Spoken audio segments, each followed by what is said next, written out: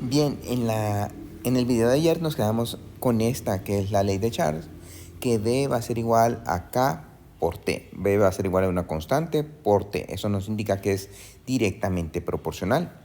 Existe otra relación, recuerden que ya hicimos la relación entre el volumen y la presión, entre el volumen y la temperatura, y ahora vamos a ver entre el volumen y la cantidad. La relación entre cantidad y volumen, la ley de Avogadro. Entonces, vean que Avogadro encontró que los gases, digamos el helio, 4 gramos de helio ocupaban 22.4 litros. 28 gramos de nitrógeno ocupaban 22.4 litros. 16 gramos de metano ocupaban la misma cantidad de volumen. Entonces, a una presión de una atmósfera a 0 grados Celsius y que el número de moléculas de gas era 6.02 por 10 a la 23, que recuerden que es el número de Avogadro. ¿Y por qué 4 gramos? Recuerden que el helio, su peso atómico es 2, como la su peso atómico es 4, y entonces el 4 gramos representan un mol. El nitrógeno, su peso atómico es 14, como la molécula de nitrógeno es N2, entonces sería por 2 igual a 28 gramos por mol. Por lo tanto, 28 gramos sería un mol. Y el metano, el carbono, tiene un peso de 12. El hidrógeno tiene un peso de 1 por 4. Entonces, al sumar 12 más 4 sería 16 gramos por mol. Por lo tanto, 16 gramos serían un mol. Entonces, vean que todos los gases cumplen con esa propiedad de que un mol van a ocupar 22.4 litros a una atmósfera de presión y a 0 grados. Si hubiera mayor cantidad, más de un mol, entonces lo que hace es que aumente el volumen en una relación directamente proporcional, en donde B es igual a K por N. Entonces, lo que nos indica es que B es directamente proporcional a N, el número de moles. Fíjense que aquí vamos a hacer este ejercicio tipo, en donde nos dice, supongamos que tenemos un gas confinado en un pistón, como en la figura 10-12. Búsquenla ahí en el libro. Considere los siguientes cambios: calentar el gas a 298 Kelvin a 360 manteniendo la posición actual del pistón, o sea, sin mover el pistón, manteniendo el recipiente en el mismo tamaño. Vamos a aumentar la temperatura de 298 a 360 Kelvin. ¿Qué sucede? Reduce la distancia media entre las moléculas. Vean que las moléculas van a ser las mismas, entonces no se reduce la distancia promedio. ¿Aumenta la presión del gas? Sí, porque al aumentar la temperatura está relacionada con la presión y entonces aumenta la presión. ¿Aumenta la masa total del gas en el cilindro? No, únicamente estamos calentándolos. ¿Aumenta el número de moles del gas presente? No, no estamos introduciendo más moles. En la parte B, mover el pistón para reducir el volumen de gas de 1 a 0.5 litros. Entonces aquí moveríamos el pistón hasta dejarlo a la mitad. Reducimos el espacio. Entonces vamos a ver, ¿reduce la distancia media entre las moléculas? Sí. ¿Aumenta la presión? Sí, porque al disminuir el volumen, entonces estamos aumentando la presión. ¿Aumenta la masa total del gas en el cilindro? No, no estamos introduciendo más gas. ¿Aumenta el número de moles de gas presente? No, no hemos introducido mayor cantidad. Y C, inyectar gas adicional por la válvula de entrada de gas, indique si hay uno de cada cambio. Entonces ahora aparece una válvula en donde aquí vamos a estar introduciendo más gas. ¿Reduce la distancia? Sí, porque estamos adicionando mayor cantidad de gas. ¿Aumenta la presión? Sí, porque estamos colocando mayor cantidad de gas. ¿Aumenta la masa total? Sí. ¿Aumenta el número de moles? Sí. Entonces vamos a comprobarlo. Vean, en el A, calentar el gas sin permitir que el pistón se mueva no alterará el número de moléculas por unidad de volumen. Por tanto, la distancia entre la molécula, la masa total de gas y el número de moles de gas seguirán siendo el mismo. El aumento en la temperatura hará que aumente la presión. B, si movemos el pistón, comprimiremos la misma cantidad de gas a un volumen más pequeño. El número total de moles de gas y por tanto la masa total no cambiará. Sin embargo, la distancia media entre las moléculas deberá disminuir porque el gas está confinado en un volumen menor y la presión aumentará. Si se inyectan más gas en el cilindro, mientras se mantiene constante el volumen y la temperatura, hará que en el interior haya más moléculas y por tanto una mayor masa, un mayor número de moles de gas. La distancia media entre las moléculas deberá disminuir porque hay más moléculas por unidad de volumen, por consiguiente la presión aumentará.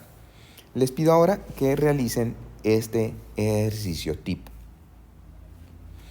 Ahora, fíjense que de acuerdo a la ley de Boyle teníamos que B es directamente proporcional al inverso de la presión, o sea, realmente B es inversamente proporcional a la presión, o se puede decir B es directamente proporcional al inverso de la presión.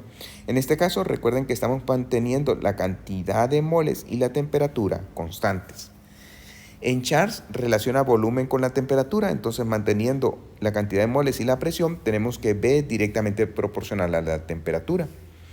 Y B con N, al relacionarlo en la ley de Avogadro, manteniendo la presión y la temperatura constantes, tenemos que B es directamente proporcional a N.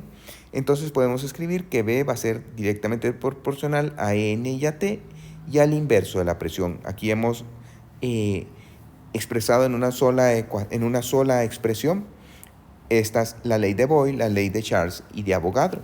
Ahora la convertimos en una ecuación empleando en vez de esta relación directamente proporcional una constante. Esta constante se conoce como la constante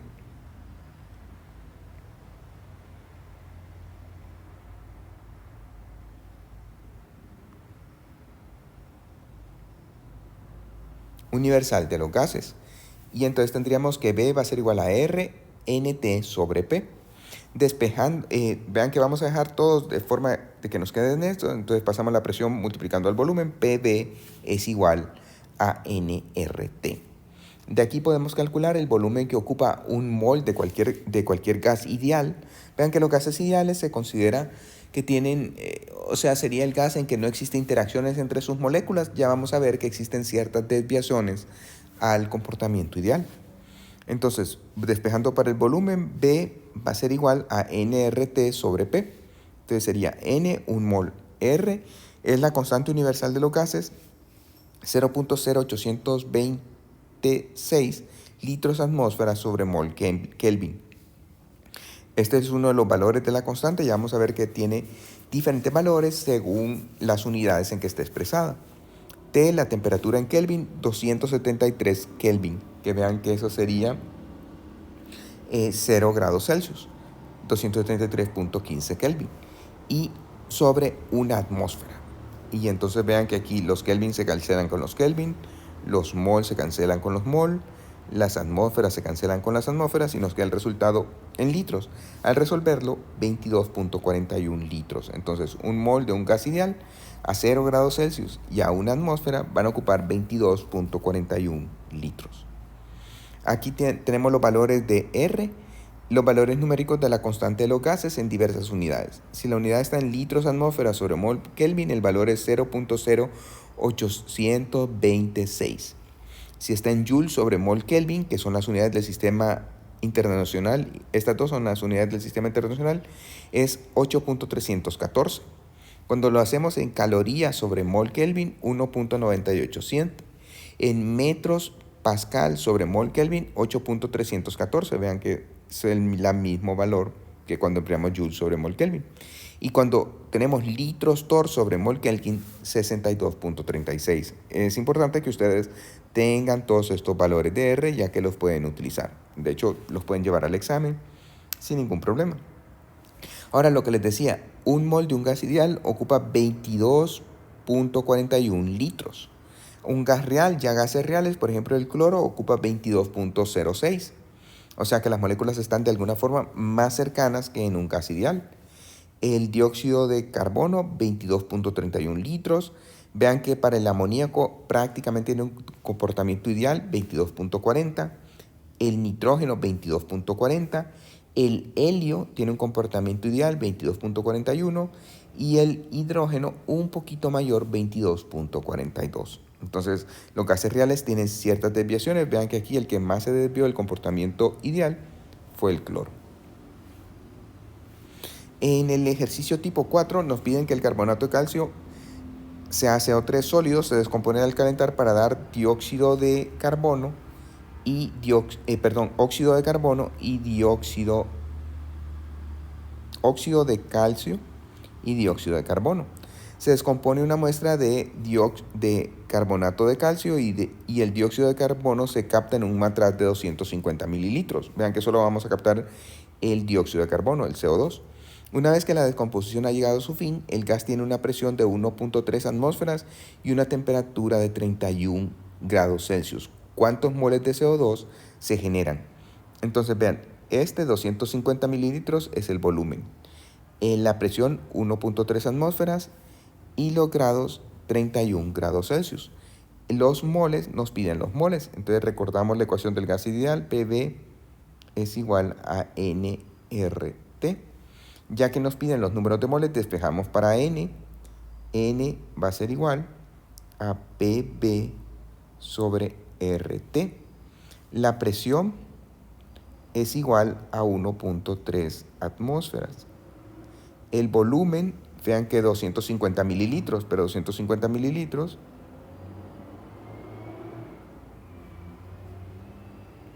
un litro tiene 1000 mililitros, va a ser igual a 0.25 litros. Entonces sería 1.3 atmósferas por 0.25 litros. El valor de T, 31 grados Celsius. Los 31 grados Celsius lo tenemos que pasar a Kelvin. Aquí está hecho, 304 Kelvin.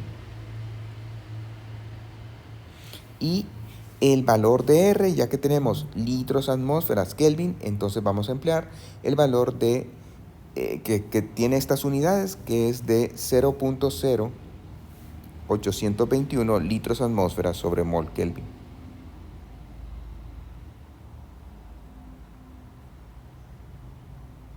Bueno, vean que ya no me cabe, pero aquí lo tienen planteado, tal como lo estaba resolviendo yo. Y entonces el resultado es 0.013 mols de dióxido de carbono. Únicamente multiplicamos 1.3 por 0.25 entre 0.0821 entre 304. Y les pido que realicen este ejercicio de aplicación.